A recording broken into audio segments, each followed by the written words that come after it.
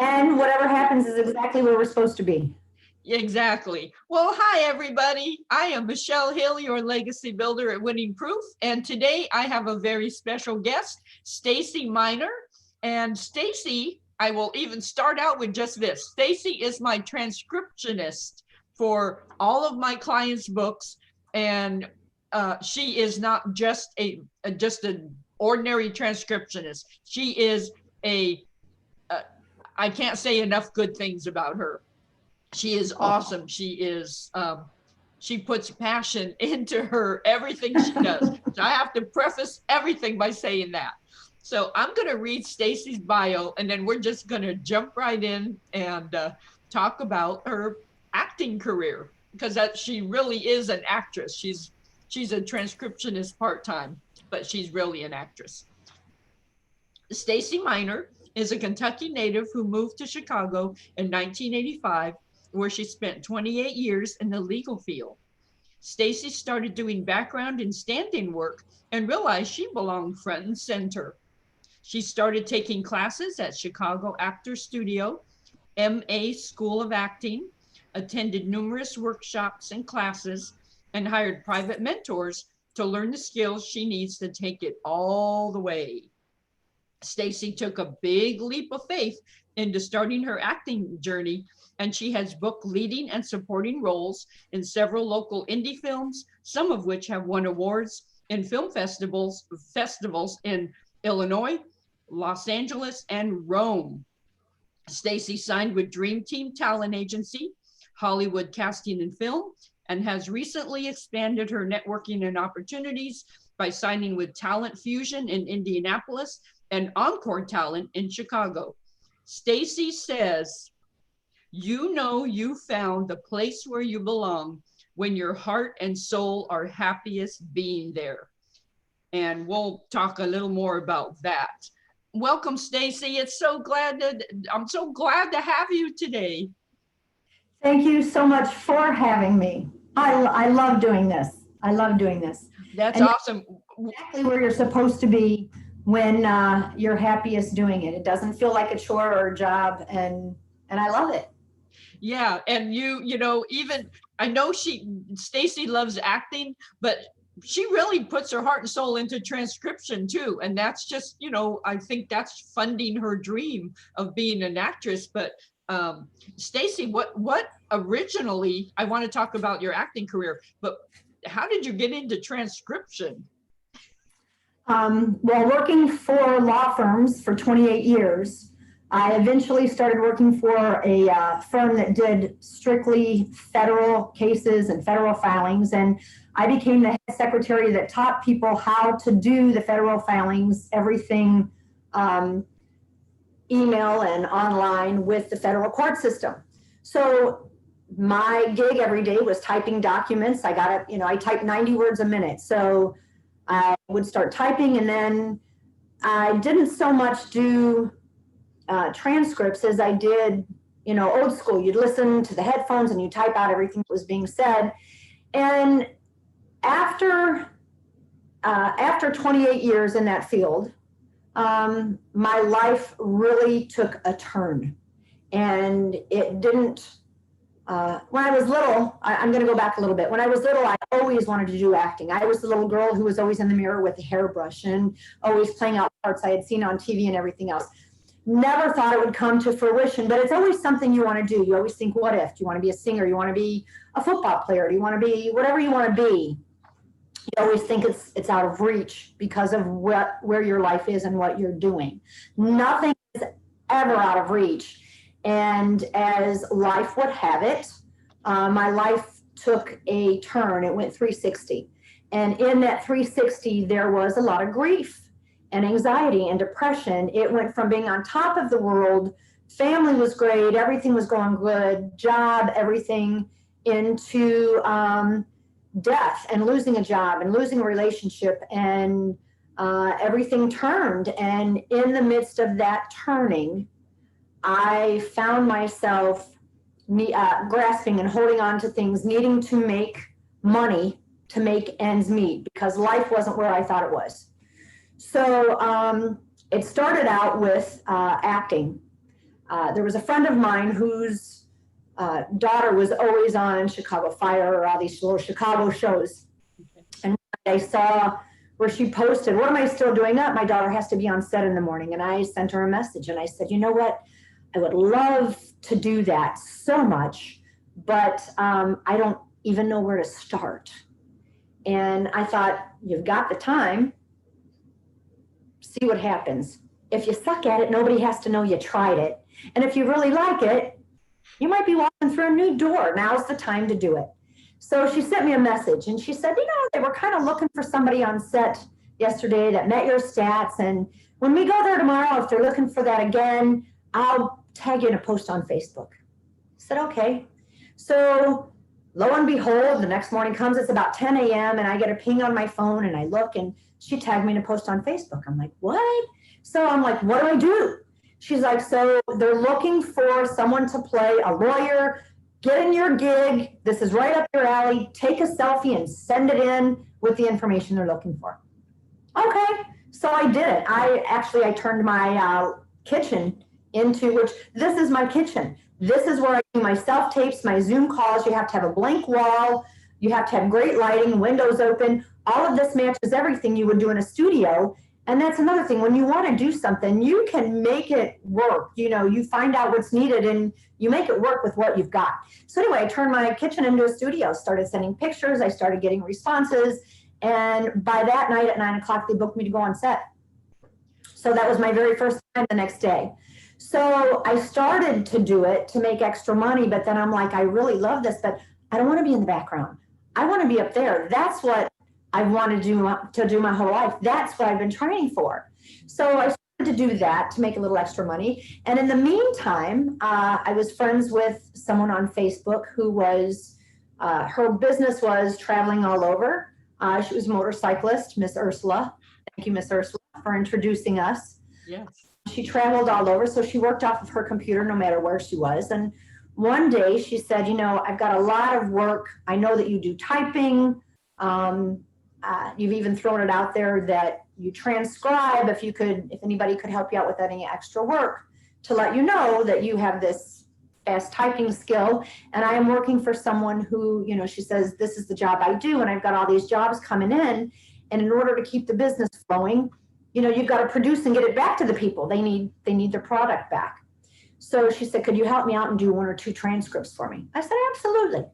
So she sent me one and then she sent me another and we started working together. And eventually she said, you know, my life is going in a different direction. I'm not going to do these anymore. I'm going to turn my client, Michelle Hill, over to you. You're doing great. You take good care of her. So if you guys would start working together. So it all started to coincide together. The blessing that you have been to me, because the people that I have done transcripts for, while they're telling their life story, you don't have to play football or do acting or do something else. Everybody's got a different journey, but the advice is the same. Yeah. Keep going. If it's something that you love doing, keep doing it anyway. And you'll get there. And the more people that I've done transcriptions for through you, the more sayings that they have had, they've been a rope to help me hang on for what I'm trying to accomplish. Yes. I've taken their excerpts and I've put them on my refrigerator. I look at them every day. And one of the ones that I look at every time I open my refrigerator is from Michael McGinnis, a player that a player that you did his autobiography. Yeah, he's a sports advisor. He said, you succeed based on where you decide to quit. And when I typed that line out, I thought, holy cow, you know, that was so powerful. And it's like, that's true. If I quit right now, I'm nowhere near where I want to be. If I quit right now, I'm never going to get there. But the more you keep going, the more it adds up. And over the course of another year past that, I started taking more classes and attending more workshops and people that were successful in the business. I was lucky enough to be able to network and be put in contact with them. Max Arcienega, who is with the MA School of Acting, he is MA. He was on Breaking Bad. He's on Better Call Saul. And he is, I have met him through my agent of Dream Team Talent workshops, and he became a mentor. Tony Garcia, he's now out in LA. He's doing his thing. Ed Fogel was the first person at Chicago Actors Studio who said, I believe in you. He started helping me out. And then Ed and Jonathan hosted through Chicago Actors Studio a workshop with Joe Montana. I was very fortunate to be included in that workshop, and I got some advice from him. And afterwards, I got to message with him a little bit. And I said, one of the biggest disappointments is the rejection and not being where I want to be. And I'm busting my hump to do what everybody's telling me I need to do. And he said, you know, you're on the right path and you're in the right place. If it's something you would do anyway, if you're not getting booked and it's something you would do anyway because it makes you happy, you're exactly where you need to be. Don't stop. So between Michael McGinnis and Joe Montana and everybody in between, it's kept me going, and I'm enjoying where I'm at and where it's going. And there's no doubt in my mind that I'm going to get where I want to be one day. And I'm thinking, do you ever really get there? Because you just can't want to keep going to the next level, to the next level, and that's how you know you're where you're supposed to be. Yeah, and absolutely. And I'm sure there are, like, you get a lot of no's. It's kind of like being a salesman where you get a lot of no's and then they say the no's take you to the next yes and all that. So how do you deal with the no's and the rejection of the entertainment industry when people aren't always kind all the time in the way they deliver their no? Or maybe you haven't experienced that, but how do you handle that? Well, I have. And sometimes the criticism is like, oh, that hurt. However, you have to take the criticism and let it catapult you to what you need to do next. You don't take the no's personally if it's an audition because it's not exactly who they were looking for. However, when you're in a class and you have a teacher and you have an instructor, or you are on an audition and somebody says no because, that's very rare. You don't even get the no, you just don't get a response or a call back. That's how you know you didn't get it. So when you get the no, it's hard sometimes. And in the beginning, you take it personally. You take it very personally. I'm not good enough. I'm not pretty enough. My skill isn't good enough. Maybe something wasn't good enough. I even went so far as for somebody to tell me at one point in time, you may not get that because you look just like that director's ex-wife. That's exactly what happens sometimes. And if that's the case, it could be that. It could be that your skill isn't good enough. You don't know exactly what it is. So I now have learned rejection still hurts. The rejection now becomes a level of another chip of experience that you take with you. You don't know what you may or may not have done wrong, so you just keep adding to your skill and to your level. That's with anything, in sales, in sports, in law.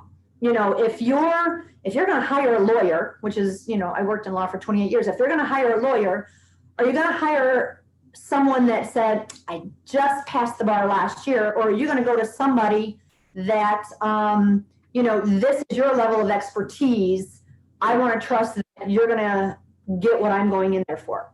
Same thing with a player in sports. Same thing with an actress. You want somebody that knows their craft, that you're going to represent somebody else when you walk in that room. So you're not only going to be representing yourself, but you want somebody to go back to your agent and say, she was really good. Even if she's not who I wanted for this job, I've got something else in mind that I may be able to use her later because she delivered. It just wasn't right for this, but she can deliver. And that's what you have to keep doing no matter where you're at in life. So I've learned that, someone else told me this too, and it's something that I keep very close by. It's not your world falling apart. It's your life coming together. So anytime you have a rejection, that goes into an experience and a lesson that you can take with you for the next one. So that's a confidence builder. So the more feedback you give me, criticism is not so much of a slap in my face anymore. It's a booster of a bit of experience that I need to take with me to the next level and know what I need to change for next time. Yeah, yeah. And then I agree with that wholeheartedly because, and sometimes, and maybe you can speak to this, is sometimes when you're getting that criticism or people are rejecting the role that you have played. For me, it's just like, if you get too much in a certain area, what I have done is come to a point where, like, memoirs and autobiographies, I'm not good at them. I don't, and I don't really, it doesn't bring me a whole lot of joy to do them. I like the information-based books. I like the 7 principles to whatever, a successful life, or, here are 7 things I learned from my career in the NFL or the NBA. But for you, like, do you see that in play at all in your career? Is if you're rejected so much for a certain role, like maybe that's not a role you want to go after, or do you keep going after anything and everything, or do you kind of hone where you put your energies? There's some instructors that say, go after anything because it will show versatility. But what you're taught is go after what you know you can portray. For instance, I am not going to submit for someone looking for a 25-year-old bartender when I'm not a 25-year-old bartender, okay? I can you look play like you're 25 years old, though. I'm 55. I have played 37 years old and 42 years old. Makeup is wonderful. God, thank you for makeup. Yes. I have been auditioned for a role where they were looking for someone between 62 and 70. They said I wasn't old enough. Thank you for the compliment, but I didn't get the job. But they do look for versatility. However, I play a great reporter. Actually, I was a co-reporter on the show Empire for a whole year. So anytime they had on the show Empire on Fox, I was front and center many, many times. That's another thing, though. When you're doing background and you've been picked for a specific role, that's what you are. So I was a reporter for actually 2 years on Empire. So anytime they were having a scene where media was going to be there and they needed reporters to show up, I was one of their reporters. You can't see someone as a reporter for 2 weeks in a row, and then the next week you see them as a backup singer on stage, or someone sitting in a bar or what. So I've been a core attorney. I've been a core reporter. I've been an office worker. I've been a teacher, a mom. Those are the people that fit my roles. So I'm going to go after those more. It's not as competitive for my age group as it is the younger age group in this business. However, you just need the roles there. You need to be made aware of them. So when I am made aware of them, I'll go for them. Sometimes you get, like I said, it's not you. It's just that one was not for you.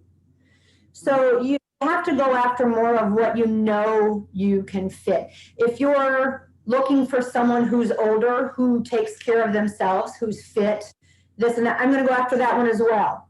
If you're looking for an 18-year-old in a bicycle race, am I going to go after that one? No. I'm confident in my fitness level, but not up against an 18-year-old. There's a difference. So if you've got a whole group of somebody 18 and 20 going, you're not going to waste their time and my time. And not only that, you get caught up in that and they're going to be like, oh, there she is again. Delete. Go for, be realistic.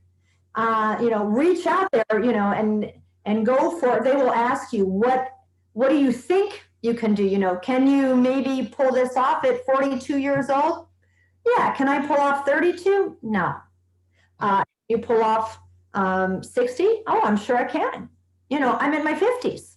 So you have to be realistic, but then again, you also have to say, I'm going to go for it, because on occasion, you'll get somebody that says, I was going for someone a little younger in this role, but I actually like the way you did that. And you've now changed my demographic. I want to turn this around. That happens too. So you don't give up, and you don't just go for, I'm this age, I'm this look, and that's all I can do.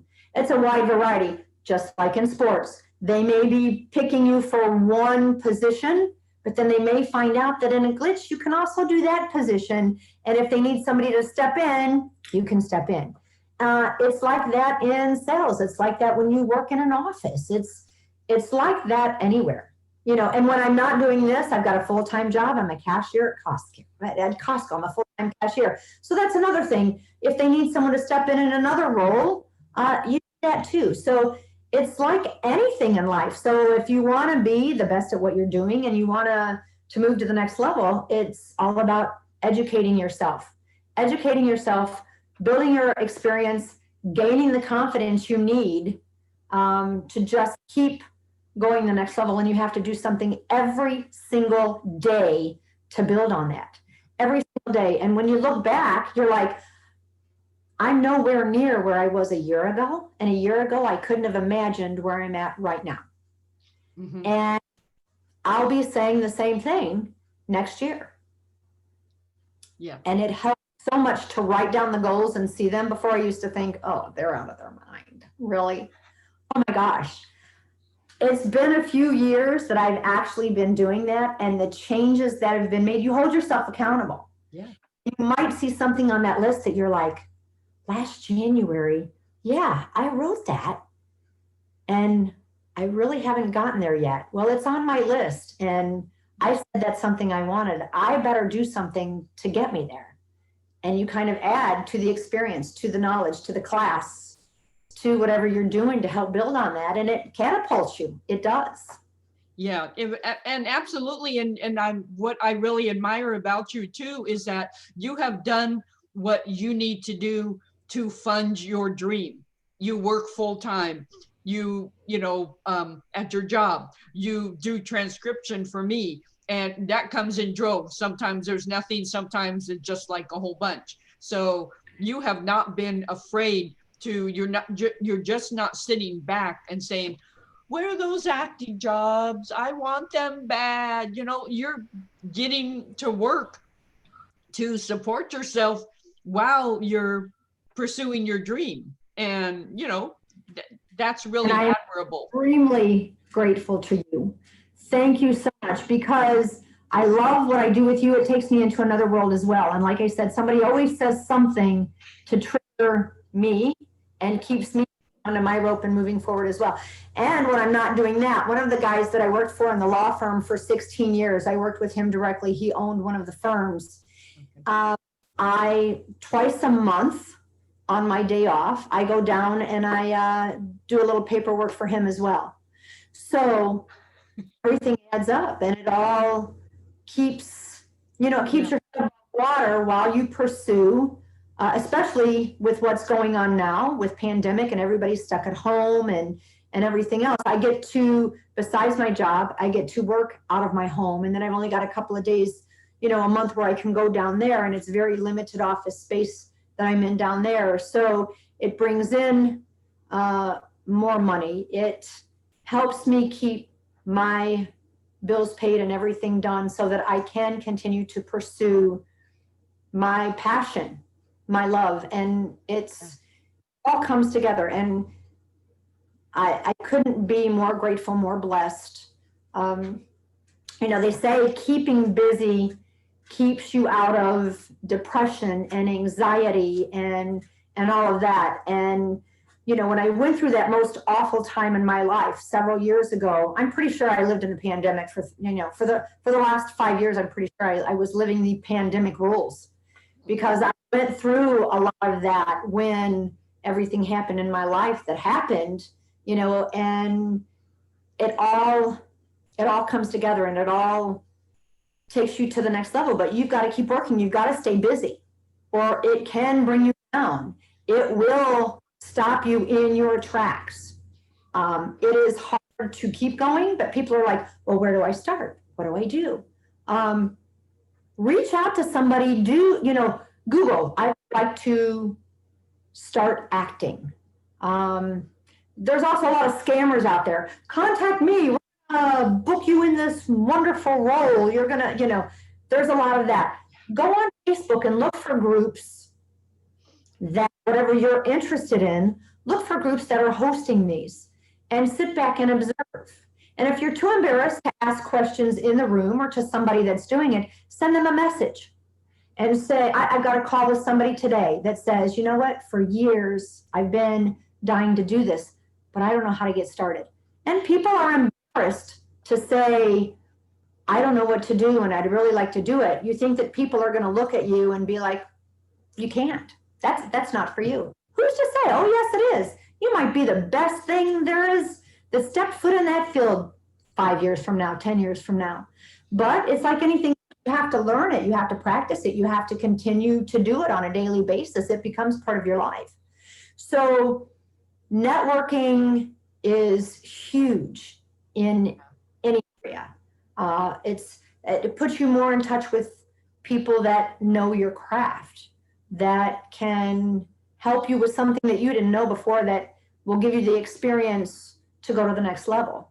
I mean, yeah, sometimes it's embarrassing to say, I even just did this yesterday with somebody. I keep hearing this term, and I don't know what that means. And it's like, and I've been doing this for several years now, and I was afraid to ask. I was like, it's kind of embarrassing. I guess you could Google it, but I wanted to talk to somebody and say, tell me. And they did. And I was like, oh, I already knew what that was. I just didn't know what the term was. You don't know unless you ask. So I didn't know unless I asked for the very first time to get on a set. How do you go about doing that? And like I said, I thought, if I suck, nobody has to know, excuse the expression, if I suck at it, nobody has to know that I even tried it. But if I don't suck at it, that might be fun. And it turned out to be very fun. So, and then there was another thing when I was going through the really bad time in my life and I started doing the background acting. I started doing that for more money because I did not have enough confidence to think that it was anything I could turn into a career or a dream. So another way to get out of the depression that I was in, I thought, somebody told me this, I had to go for counseling. Life took a turn, it went bad. You have to admit that I was on top of the world and my life, things change. So am I back on top of the world again now? Yes, I am. Am I where I want to be? No, I'm not, but that's because I'm working to get there and I will get there. The confidence is there, the love for it is there, and the love for life is back. And one of those ways that I got that back is somebody said, what was something that you loved to do before all of this happened in your life? What was something that you loved to do? And I worked with canines for veterans with PTSD.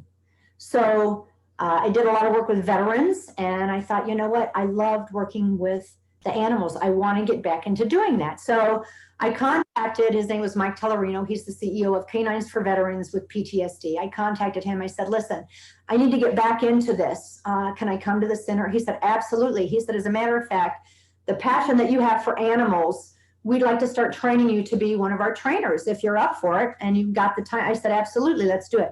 So I met this lady. She owns Simply Shepherds, Kathy Bertosiak. And then I met my angel. Angels come in all shapes and sizes, and it just so happens I do have angels with wings out there, but my biggest angel has a lot of fur and 4 legs, and her name is Sadie. So I met through going back to Canines for Veterans with PTSD, I met Sadie, and she is my lifesaver. And a lot of people say, you rescued this dog. So I rescued her out of the kennel, but she saved my life. And that's usually what happens a lot with animals. And again, it's not your world falling apart. I believe when bad things happen in your life, you're being redirected. Don't keep falling down in that hole. Reach out, grab onto somebody, something, say something, talk to somebody don't be afraid, because you're not the only person going through bad things in your life. You think that you're alone, and you think somebody's going to pinpoint you as weird, or you don't have other, and sometimes needy, like we don't want to admit our need, because we're supposed to be strong all the time. So it's that vulnerability. Exactly. So that took me into finding Sadie. I'm going to let you meet Sadie here in a second. And I had to have more training than she did. When I met her, she was an extremely aggressive dog that had already been put on the list for euthanasia, because no one could communicate with her or get close to her. And we found out that that was her protection mechanism. Mm-hmm. If I make you think that I'm mean and I'm going to eat you alive, you won't come near me. And because of the abuse I've endured, that is how I'm going to treat you, so you don't get near me. So that's what happened with her. And we have come to find out that in giving her a chance as well, she has a special pull towards autism, towards depression, towards anxiety. We hope to be able to use that eventually as well. And, put my story with her story, and people say I saved her life, but it was her who saved my life. Mm-hmm. We're a pretty good team. So she has her own little blog on Facebook. I have my own little professional page on Facebook, but together we're a really good team. And there's a lot of people that contact me and say, I can't wait to meet her. I can't wait to, she's great with people. She's great with kids. But it took a long time of training for me to know how to handle somebody of her caliber to make us work together. So, God's doing wonderful things with us. And who would have known 5 years ago that I would have gone from being depressed, having an anxiety, losing a job, losing, death, taking away parents. My daughter moved out of the country to pursue her dream. And, I couldn't be happier for her. Thank God for FaceTime and everything else, because now everything has brought us even closer together. It's funny how life turns, and you just have to trust God that you're being redirected to a different spot. You're not being sent to a bad area of life where you're supposed to give up. You're supposed to gain strength from that and grow and help somebody else in the journey. I think that's what it's all about. And in the meantime, doing what you love and find your own dream. Yeah, you absolutely have to. And so many times when we're in a tough or tight or dark spot, we tend to do the worst thing that we are warned not to do and told not to do. We isolate, mm-hmm. We incubate, because we just don't want to talk to anybody. We don't want to admit our vulnerability. We just want to isolate. I tend to do that. I would just pull away from everybody. And that's the most unhealthy thing you can do. So we have to learn. It's easy to do, though. It is. What's going on now, it's very easy. We don't want anyone to see that side of us. I have what is it you call a no matter what. I'm very, very fortunate that I can count on one hand the people that saw me before it happened, during it happened, and after it happened. And then I look back at their names and I'm like, look at their names. There's Grace, Eileen, Joy. Tracy is someone that I call my no matter what. Yeah. And she was the one that came to me in my lowest time ever and said, well, all of them said, I know you're going through a bad time. I'm here for you. And that's just it too. I've lost family members. I've lost who I thought were friends because I was going through a bad time, and they don't know how to deal with it. They keep their distance. Yes. People don't know what to say. They don't know what to do. So they keep their distance. And that in turn also makes you feel even more isolated, more rejected. And instead it's them not knowing how to handle you. And instead of saying, hey, I know you're going through a bad time, let's have a cup of coffee. Do you need somebody to talk to? We tend to take that as, we can't let somebody see that side because it's bad, and that means nobody's going to love us. That means nobody's going to want us around. And it's not like that either. Things you're thinking is not things they're thinking, and vice versa. So, once you've got to find someone that will say, hey, I understand, I've been there.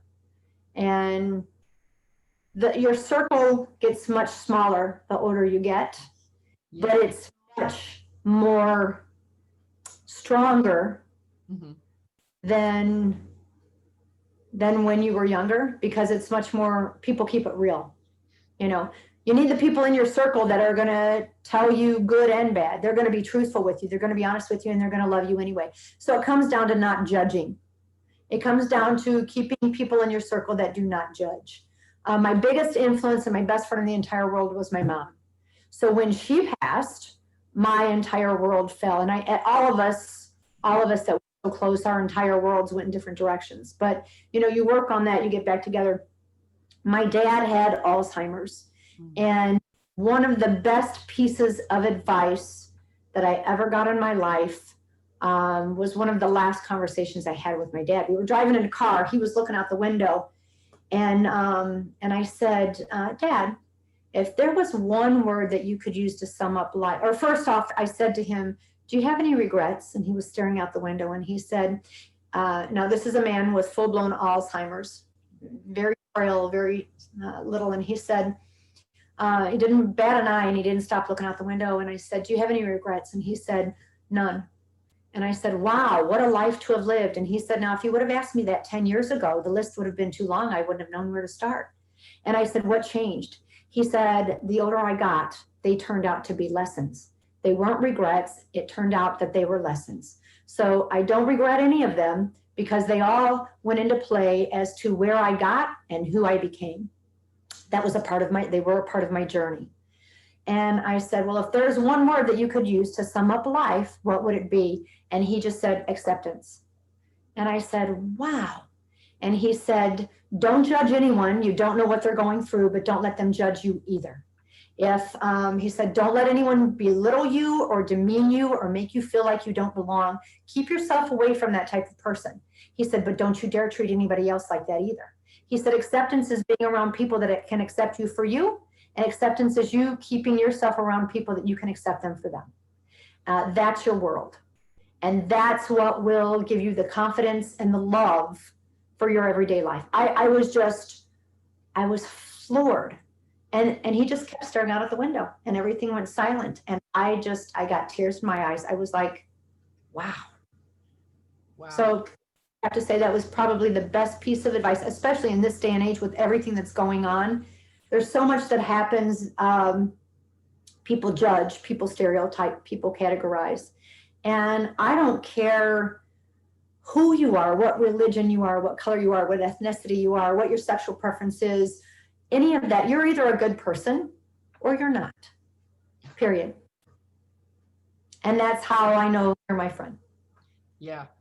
And going also, that's so deep. And just going back to your friends, your inner circle shrinking through the years. I have friends that, and I call them, I switch between my foxhole friends and my corner man, because a corner man in boxing is the one that's there when you come back out of the ring. They're there to care for you, when you're bloodied and wounded and you think you can't go on another round. That corner man is there. So, I call them different names, but just they are so crucial, and you have to pick them so carefully, and they pick you too. I think it's a mutual thing. Right. I agree. Yeah. Like I said, that's Tracy, Grace, Eileen, and Joy. And one day I stopped and I said, look at those names. Grace, Eileen, yes, I lean on you. Joy, you're full of joy. And then Tracy just kind of rhymes with Stacey. So I think that's how that maybe, I don't know. But you know, it's, who knows how it happens, but it does happen that way. And when you look back, it's, I believe there are no coincidences. The way that we met, there are no coincidences. We, as different as our worlds are, we have the same insights, we have the same beliefs, we have the same, same strengths from the same ropes.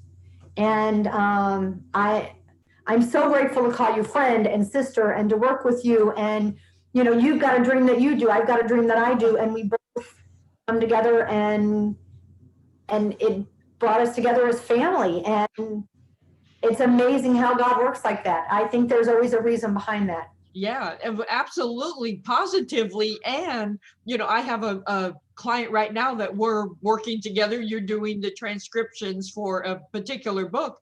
And he keeps telling me, I'm so thankful for your and Stacey's enthusiasm, you know, just hearing you guys are, you know, it's all via email, but it's so exciting to see your enthusiasm, your excitement for this project, because, you know, it keeps him going too in the midst of it. And he's had some surgery in between. He's, you know, he's had his own trials, but he's really excited for the excitement we bring, you know, to it. Well, not only that, but every time someone new comes into your life, the level of knowledge you get of something that you didn't know before it's off the charts. And I'm like, I find that extremely, in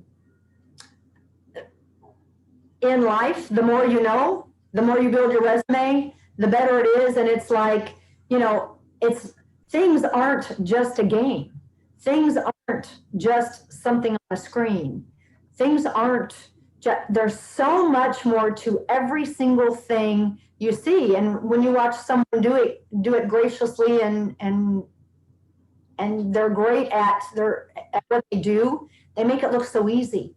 But it's not easy. Nothing is easy. It's true. Nothing worth fighting for is easy. And you've got to learn it. You've got to fight for it. And if it was easy, I guess everybody would be doing it at the level that you want to be at.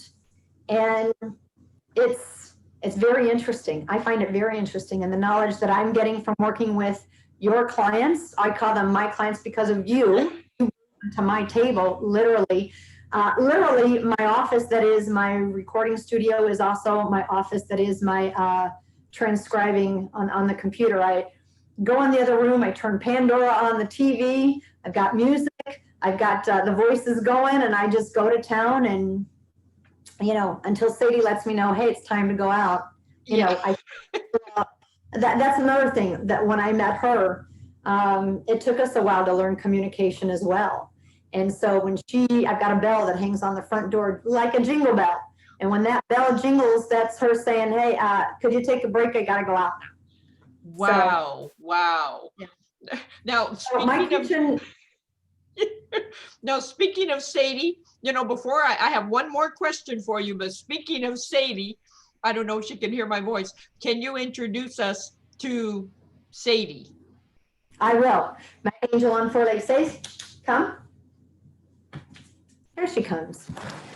Hello, my girl. Say, oh, can you speak? Hey, Sadie. Can you say hello? Come on, speak. Hi, Sadie. Say hello. Thanks for having me on this morning. Yeah. And we have a prayer step too.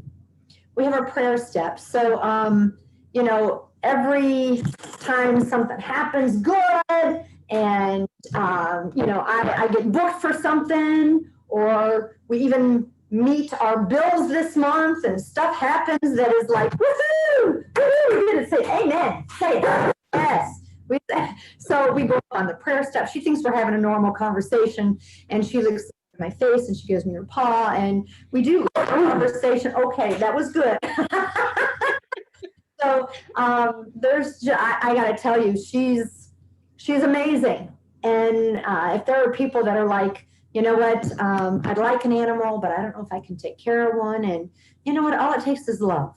All it takes is love. Even to reach out to a shelter and say, I would love an animal, but I don't have the money to pay for one. I'll foster one. I'll at least bring one into my home. And that's how I started with Sadie. Okay. So, I mean, you don't have to go from level A to level Z right away with anything. You just have to go from level A to level B. And that, you just have to take the one step forward.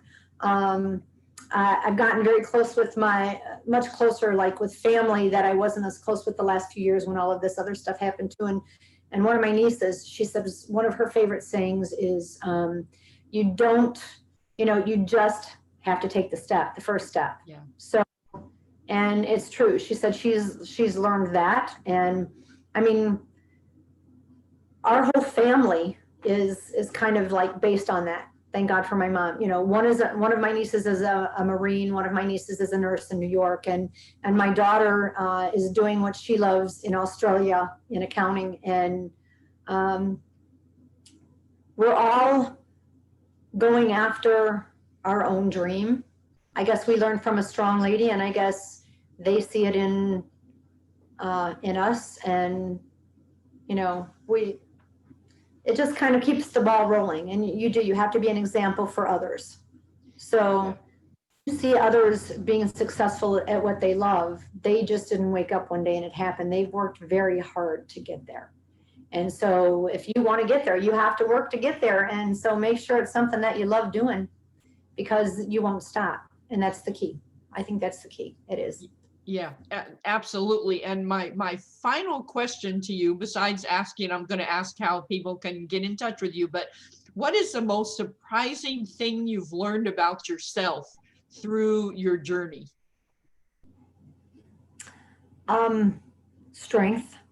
Strength I didn't know I had to start over. Strength to start over, I would have to say. You hear people saying it's never too late. It's another day to do what you want to do. And it's always been like, oh, yeah, okay. Well, that's the honest to God's truth. I have a strength and a confidence that I didn't know existed. That's what will help you grow. That's what will help you help others. And that's what will help you help yourself. So you just got to go for it. You got to do it. And I'm at the point in life now where no matter what you do, people are going to agree with you. They're going to disagree with you. Some people are going to say, good for you, you're going for it. Some people are going to say, you're absolutely out of your mind. What makes you think you can do this? Again, those are the people that if you want to judge me that way, you can stay over there, or you can come with me and say, hey, this is kind of cool. Let's do it. So you're going to have criticism and you're going to have love no matter what area you go in. So what have I learned about me? That I am a survivor. I'm a survivor, and I can do it. I can push through the bad stuff, and I can do it. And anybody can do that. You just have to literally do it. Tell yourself you're going to do it.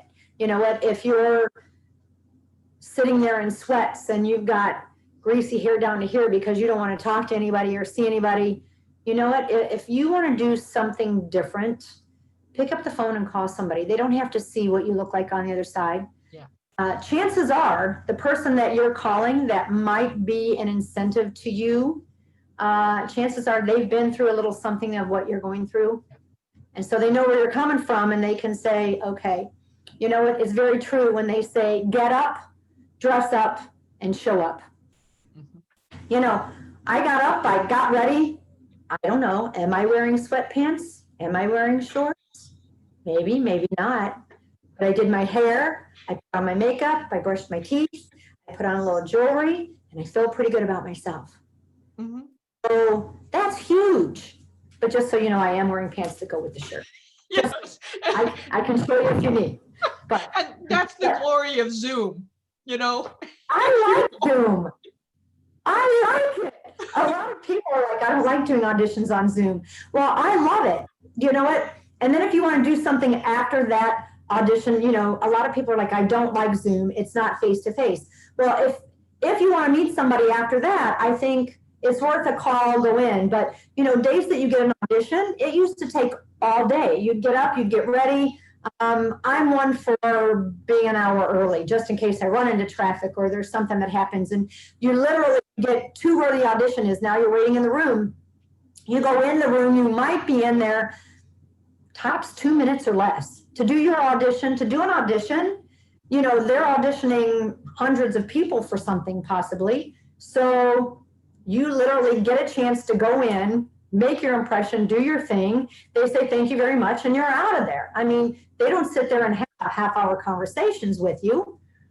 And then you go back to your car, you drive another hour home. Those things can take up to 5 hours. Zoom is, you get up, I can take Sadie for a walk, have a cup of coffee, do my thing, go get ready. But like anything else, they say the best form of getting something is being prepared. Mm-hmm. That I believe 150%. Whether you're doing Zoom or whether you're in person, you either know it or you don't. So you got to be prepared. So when you're doing Zoom and it comes up, you got to be ready. Go time. Mm-hmm. And you got to be prepared. When you're in that room, it's go time. You got to be prepared. So, but then after Zoom is done, you're like, okay, let me close and fold this. I'm going to go put on a pair of sweats. Sadie, let's go for a run. Yes. So, but I like it. And then there's been things, after Zoom, it's been like, you got the part. Now we want to meet with you, or we'd like to, now go meet, now go do the thing, whatever. But I like it. I like it. Not everybody like it. Yeah. Now, now I have one additional more question. Anything. I'm an open book. Whatever you want. So if somebody is watching this and they've been playing with the idea of going into acting, they've always wanted to do it. What's your one top tip that you could tell somebody, take this step first? Go to 4-Star Casting. That's a great place to start. On Facebook, it's called 4-Star Casting. You fill out what they call a pop profile. So you go in and you fill out all of your stats and you send a picture and they start a profile for you. And they also have workshops. You can start classes, and I've got a couple of pieces of advice. So it's not just one. Go to 4-Star Casting, fill out a pop profile. You can start to do background work just to see what it's like to be on a set. Because even if you go through schooling and you take classes, you don't know what's facing you when you step on a set. So my first piece of advice, people may or may not agree with me, is to get on a set, do background, see what it entails. It may or may not be for you. There's a lot of waiting involved. There's a lot of behind the scenes stuff that you don't know. Then go to either Chicago Actors Studio or MA School of Acting, which is Max Arciniega's School of Acting. Sign up for a workshop. Sign up for a class. They have beginner's class. They have how to learn how to audition, how to learn how to slate yourself. So before an audition even starts, you get on, when they're like, okay, you're on. You have to say, my name is, here's where I live, I'm 5'6", and then you start. But there's so many people, it looks really easy. There's so many people, you're sitting in front of a class, they put the camera on you and they're like, okay, go. And there's, so many things happen that you don't realize. So I would say, try to make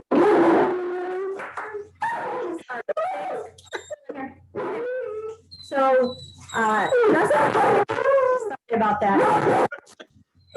Someone is outside. It's okay. So just to try to get on a set to see what it's like, then go take a class or a workshop. I might have to get another cup of yogurt to keep her busy. That's one of my tricks. When I'm going to do a Zoom audition or I'm going to be on a Zoom call, I give her a cup of frozen yogurt. And she takes in the other room and eats her frozen yogurt. That keeps her busy. So, that would be my advice. Either they tell you if you want to do acting, don't do background, because that's where you're going to stay as background. So you have to make moves to get up front. And getting up front is taking the classes and getting instruction. So Chicago Actors Studio, MA School of Acting. I think those are great places to get started. But if you don't even know if you think, oh, I'm going to get on in front of a set and it's not going to be comfortable, I would say go on 4-Star Casting. They have a lot of opportunities to where they can get you on set well, with the pandemic going on though, it's not like it used to be. It's, now I think they only pick a certain group of people that they can use maybe for the next 6 weeks or something, or the next, so many episodes because of the pandemic. They have you tested, for COVID, and then they'll use you in different ways and backgrounds. But I think it's good to get on maybe even contact somebody to see if you can go observe. In that case, maybe it would be best to contact one of the studios. Get in on a Zoom class. MA School of Acting, Chicago Actors Studio are my biggest, I would say, recommendations. Sign up for a Zoom workshop. Find out a little bit more about it, see if it's something that you're interested in. But I think the best experience of knowing whether it's something that you really want to do is if you actually get yourself on a set. And that's probably the best ways to do it. Yeah, that I'm sure. And you can be a wealth of information because you've been through it. And I know you have a leading role coming up in a horror film, is it? It is. It's been filmed, and it's been, they're still editing certain parts, but the filming came to a wrap last February. It's called Evil Lurks. The filming came to a wrap last February, and the trailer has won Best Trailer in a couple of film festivals, and it is actually including LA, Rome, and it is up for one now in Vegas. I was in another film called The Paul Sabin Story that won a couple of awards in a film festival. I do a lot of the little individual casting and filming, and that gets you the experience that you need. You can put it on a resume. A lot of those will start you on IMDb. Hollywood Casting and Film, they're out of LA. They started working with Dream Team Talent, who is my agent, who, congratulations, Vilma and Dream Team Talent. They are now a SAG agency. So I'm re-signed with them. It's a SAG agency I'm re-signed with. And Hollywood Casting and Film was out of LA, and they wanted to start doing some work out of Chicago. So they started working with Vilma and Dream Team Talent, and I auditioned for one of their short films called Unconditional. And I got the mom in that role. That's been done. That will be going to a film festival, but it's been edited and it's going to be coming out, I think, in another week or two. I'm doing a lot of little, I've done commercial, I've done some industrials, so like if you go in to become, one that I did do, I'll say it because I did get the job. I don't know if I'm supposed to tell them on here, but Marriott. I got a role as one of their industrial speakers. So like if you get a job with Marriott hotels, you've got to go sit in a classroom and go through all these instructionals. I'm one of the people that they used as one of the employees in the instructionals, that kind of thing. And then they took some pictures. I'm the one taking the good and plenty off the shelf that you might walk in and you'll go to make a reservation and you'll see me over by concessions or in a different, those kinds of things.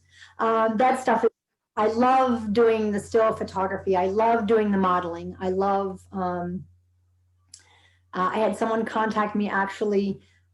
I did some modeling and some photography, a photo shoot with someone that you never know where it's going to wind up.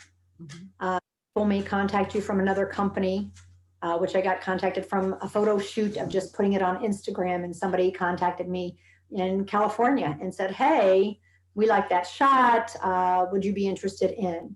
Absolutely. Or I had someone contact me a couple weeks ago that said, last year I saw your photo in such and such, and I thought it was great, but I think that you should have been a little bit more relaxed, and I would have added this to the photo.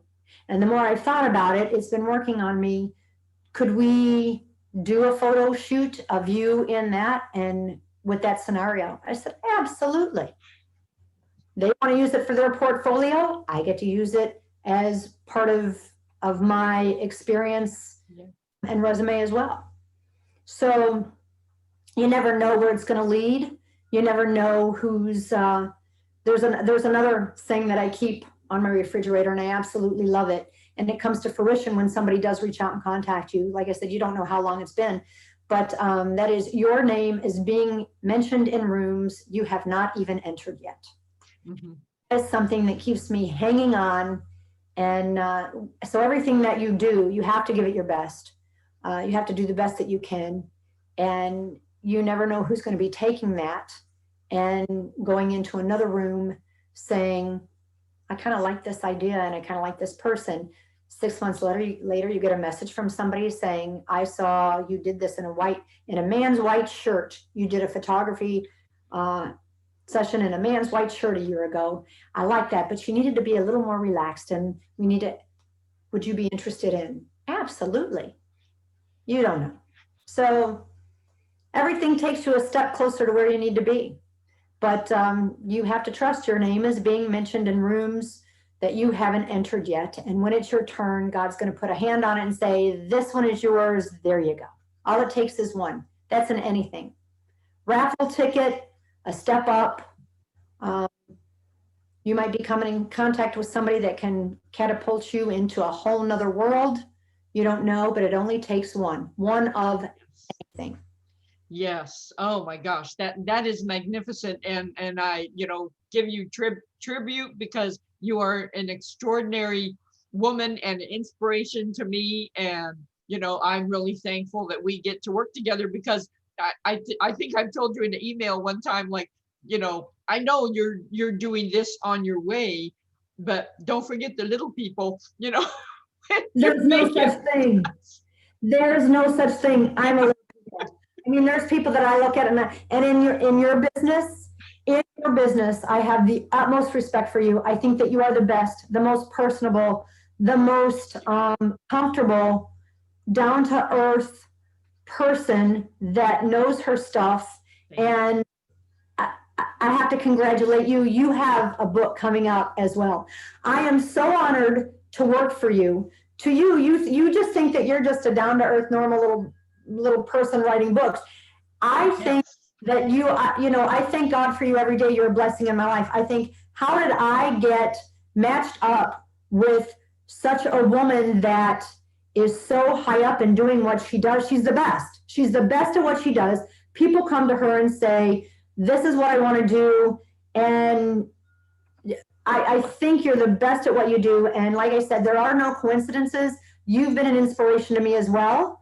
And you've also been another strand on that rope that has said, God feels I'm worthy enough to work with somebody who's so great in her field that to contribute with you as well. So you've been quite a blessing to me. I tell you that all the time. And I couldn't be more honored to work with you. And I thank you. And congratulations on your new children's book. I can't wait to see it. Can't wait to see it. Yes. It looks amazing. And I have to tell you, the story behind that is something that I don't care if you're 5 years old or 55 years old, and you can quote me on this, 5 years old or 55 years old, the story that you are doing in your children's book resonates with little kids trying to grow up and adults trying to get to the next level of life. So it is so true. The stuff that can weigh you down, you can shed it and go up to the next level. And you guys are going to have to when I'm telling you, she did a kid's book that, am I allowed to say any part of it? Yeah, that absolutely. It's about a sheep that gets so weighted down with water that the sheep collapses and can't move anymore and has no way of getting up to even walk because it's so weighted down with the water in its fur. And finally, all of these little barn animals are able to bring help to the sheep. And as they start to cut the hair off the sheep and the water goes away, the sheep gets lighter and lighter and lighter. It was the friends coming to the sheep's rescue. Your children's book is my life. So as the water and the fur is coming off the sheep, it's getting lighter and lighter and able to get up and continue to move again. And so it's a children's book, but like I said, whether you're 5 or 55, I'm not trying to give the whole thing away, but I'm telling you, at 55, it's a great lesson that I was like, you know what? That's not a children's book. That is a book that's going to reach a lot of kids and give them a lot of incentive and a lot of, hey, you can do this. That's my life story in your children's book. So I don't care if you're 5 or 55, that book is amazing. Thank you. I appreciate that so much. And this is a project. It actually happened to one of my cousin's sheep. It's inspired by a true story. So, it has some real serious meaning behind it. And it's been an experience. She has a whole bunch of other books, on a list. So we're going to start with this one, but thank you so much. And I think Stacey and I just are each other's cheerleaders. We encourage each other. This is the first time we have met on camera. And I have to tell you, met in person. We haven't ever talked on the phone. This is the first time, but we have been working together and conversing via email for a few years now, I believe. At least 3, maybe 4, but we've been friends on Facebook. Yeah. We've emailed each other weekly, if not daily. And this is the first time we've actually met. Yeah. So this is really, really exciting. And, you don't have to meet in person all the time to get a bond with other people. So we have done it really via email only up until now, up until today. So I'm really thankful. I'm really thankful for you. And I want to ask you, tell people how they can get in touch with you, because I'm sure after hearing you talk and your wisdom and Sadie and, your career and what you have done for your journey, tell people how they can connect with you. Well, thank you very much. I am on Instagram at Stacey Miner. On Facebook, I have a professional page, Stacey Miner. You can go and you can like that page. Sadie has her own Facebook page. It's called Sadie Says ... So that actually started out as it's about Sadie, and it's got pictures of her that will have sayings and life's experiences attached to the picture that she's in, maybe for the day. And that was actually one of my avenues to get things out and experiences. And so we've both been through those experiences. A lot of people are like, hey, I kind of like this. It's kind of like a dog giving advice. Well, it's kind of some of the bad stuff that I went through and some of the inspirations that I grew from and everything else, but it's kind of been the same thing for her life as well. So Sadie Says on Facebook, Sadie Says ... Stacey Miner on Facebook. I am on LinkedIn. Okay. I'm on Twitter, but I only go on there to be nosy. I don't post. That's okay. That's what everybody else is doing, but I don't post or jump in.